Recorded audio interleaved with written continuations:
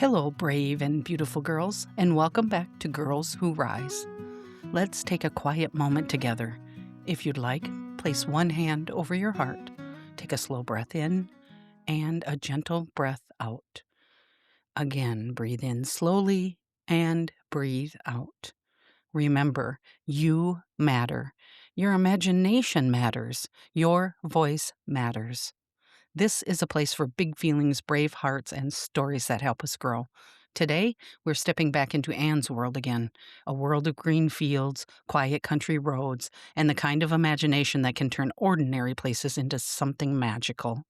Anne has only just arrived at Green Gables. Everything still feels new. Everything still feels uncertain. And sometimes those early moments, the ones where we aren't quite sure where we belong yet, can be the most important moments of all. Because sometimes belonging begins very quietly, in small conversations, in small kindnesses, in the very first tiny feeling that just maybe you are exactly where you are meant to be. And in this part of the story, we begin to see some of those moments for Anne. Before I begin, here is your gentle story note. So, this retelling has been gently abridged for listening. Abridged means the story has been shortened just a little so it flows more easily when we listen to it together. Nothing important has been taken away. The heart of the story is still here. The beauty is still here. And most of all, this is still Anne's story. And now, get cozy, take another slow breath, and let's begin. Chapter 7. Anne says her prayers. That evening at Green Gables felt very different from any evening Anne had known before. The supper dishes had been cleared away, and the kitchen had settled into the calm quiet that comes after a long day. Outside, twilight slowly spread across the fields. Anne sat very still. She watched everything, the quiet house, the fading light, the peaceful rhythm of a place where people expected tomorrow to come just the same as today. To most people, it would have seemed like an ordinary evening, but to Anne it felt almost magical. She had lived in many houses before, but very few had ever felt like homes. Some had been crowded, some had been noisy, some had been lonely. But Green Gables felt steady, and that steadiness felt new to Anne. She listened to the ticking clock. She watched the lamplight glow across the table. She noticed the soft sounds of Marilla moving around the kitchen. Anne had always had a lively imagination, but tonight she did not need imagination to make the moment beautiful. It already was. Marilla noticed Anne sitting quietly. "You should say your prayers before going to bed," she said. Anne looked up quickly. "I would be very glad to say them," she replied earnestly, "if you would tell me how. But I really don't know how to say prayers." Marilla stared. "You don't know your prayers?" Anne shook her head. "I was never taught." Then Anne explained about the home she had lived before, about Mrs. Thomas, about Mrs. Hammond and all the babies. "There were so many bottles to wash," Anne said, "and so many floors to scrub. Sometimes the twins cried at the same time, and I had to rock one cradle with my foot while I was holding another baby. But I didn't mind it all the time," she added quickly. "I used to imagine I was a nurse in a grand hospital, and sometimes, when everything was quiet at night, I would look at the stars and pretend that they were listening to me." I told them all my thoughts. Marilla was silent. "Well," she said at last, "I will teach you the Lord's Prayer." Anne knelt eagerly. Marilla spoke slowly. Anne repeated the words carefully. When they finished, Anne stood thoughtfully. "It is very beautiful," she said, "but it doesn't seem quite like a prayer I would say all by itself." "What do you mean?" Marilla asked.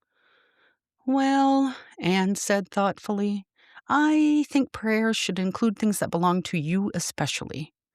If I were saying a prayer, I would mention how grateful I am to be here at Green Gables and how beautiful everything feels here and how much I hope I might be allowed to stay." Marilla hesitated. "You may add your own words afterwards if you like." Anne's face lit up. "That would be lovely." She knelt again and said the prayer carefully, and then she added her own. She thanked God for Green Gables, for the little brook in the hollow, for Matthew's kindness, and even for Marilla. Later, Anne went upstairs to her room. "I've never had a room all to myself before," she whispered. She stood by the window looking out at the quiet fields. For the first time in a very long time, Anne felt something she hardly dared to trust: hope. The quiet, careful kind of hope that whispers that maybe things could be different now. And with that hopeful feeling tucked safely in her heart, Anne finally drifted off to sleep at Green Gables. Chapter 8. Anne's bringing up has begun. Anne woke very early the next morning. For a moment, she lay still, blinking up at the ceiling.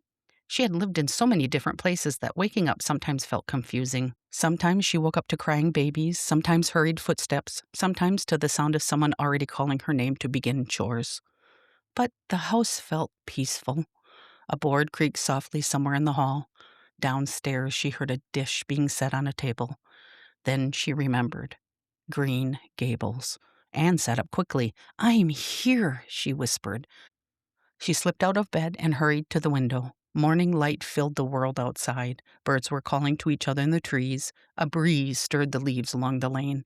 Fields stretched wide and green under the rising sun. Anne pressed both hands to the window frame. She looked out at the bright morning and whispered, "I'm so glad it wasn't a dream." She dressed quickly, though excitement made her fingers clumsy.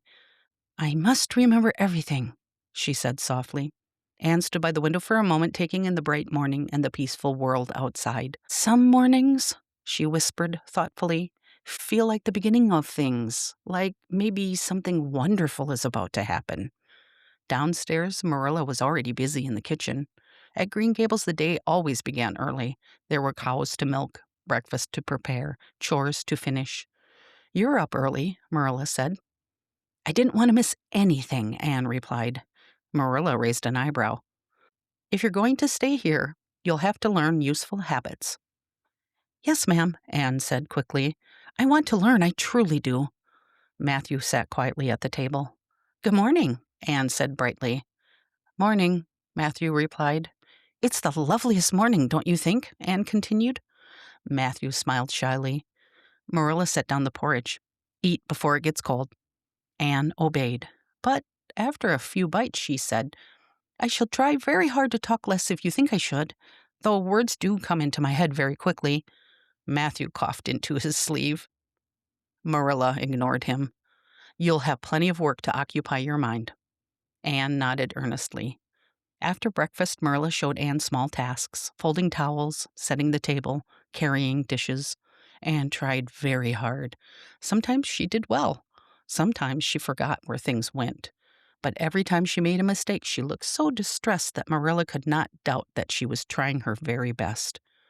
Later, Anne slipped outside. The world beyond Green Gables felt wide and wonderful. The lane curved gently past the house. Tall trees stretched their branches overhead. Sunlight flickered through the leaves. Anne clasped her hands together. "This place is the loveliest place I have ever seen." She walked slowly down the lane. Looking up at the arching branches, she said, "This should have a proper name." After a moment, she smiled. "The White Way of Delight." The name seemed perfect. Further along, she found a pond. The water reflected the sky like a mirror. "It shouldn't be called just a pond," Anne said thoughtfully. "It should be called the Lake of Shining Waters." Anne felt satisfied once the place had a name that seemed to fit it. When she told Marilla later, Marilla shook her head. "People usually call places by their proper names." "But proper names don't tell how beautiful they are," Anne replied. Marilla said nothing. Anne had a way of caring deeply about things. She cared about doing well. She cared about being liked. And she cared very much about the possibility that Green Gables might become her home. That possibility filled Anne with hope. Chapter 9. Mrs. Rachel Lynde is properly horrified.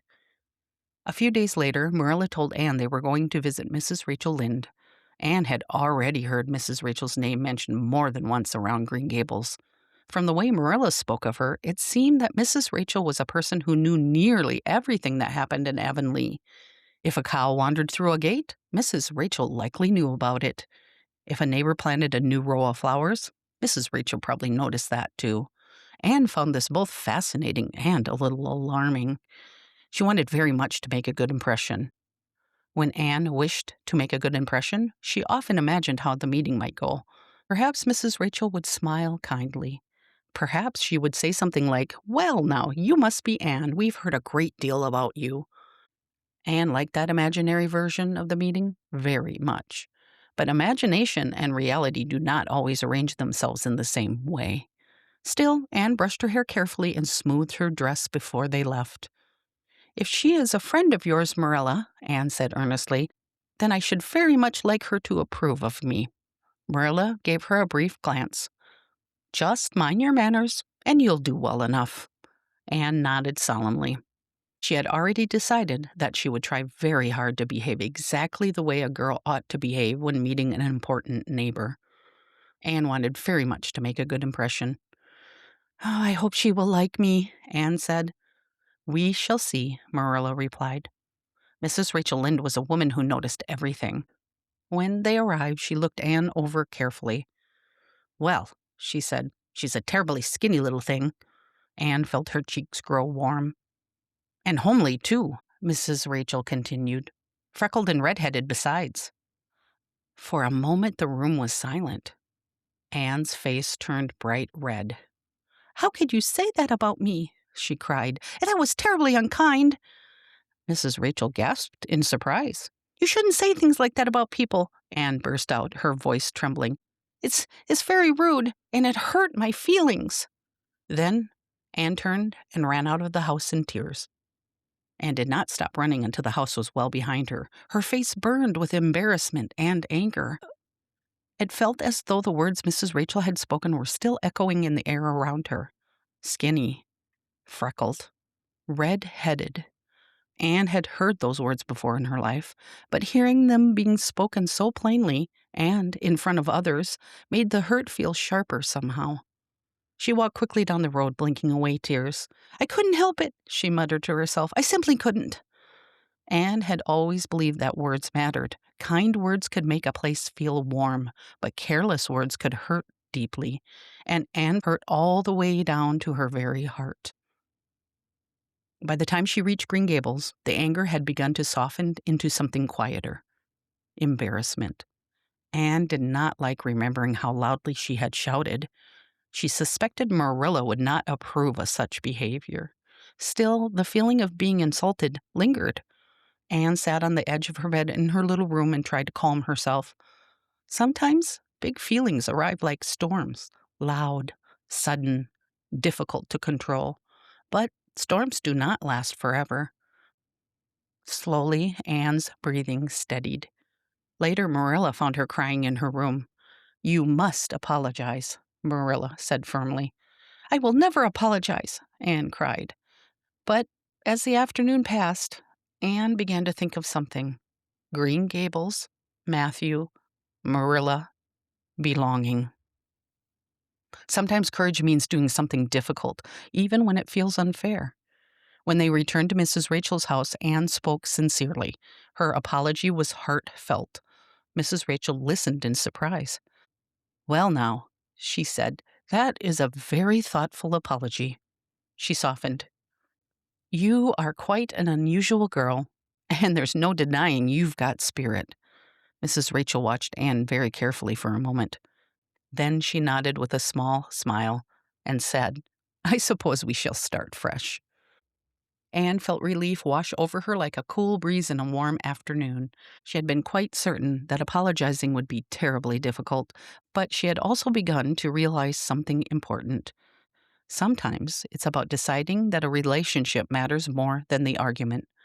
As Anne and Marilla walked back toward Green Gables, the afternoon felt calmer somehow. Anne walked quietly beside Marilla for several minutes. Finally, she said softly, "Apologizing was not nearly as dreadful as I imagined." Marilla glanced at her. "That's often the case." Anne considered this thoughtfully. "I believe," she said slowly, "that courage sometimes arrives after we think it has disappeared." Marilla did not answer right away, but she did give a small nod. And Anne felt a quiet sense of pride growing inside her, not because she had been perfect, but because she had tried to make things right. And trying, Anne suspected, might be one of the most important things a person could learn. Anne walked home feeling relieved. She had learned something important. Belonging sometimes means repairing things when they go wrong.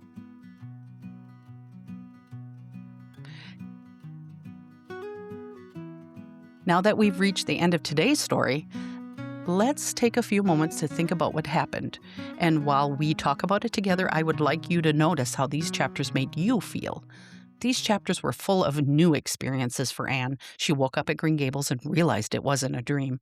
For the very first time in a long time, she was waking up in a place that might become her home. She noticed the beauty of the morning and the quiet feeling of the world around her. She helped Marilla with chores and tried very hard to do things the right way. And she wanted to show that she could be useful. She wanted to show that she belonged. Later, she explored the road near Green Gables and gave beautiful names to the places she loved: the White Way of Delight, the Lake of Shining Waters. Anne sees the world in a special way. She notices beauty. She gives meaning to ordinary places. Don't you just love the names she comes up with? Aren't they adorable?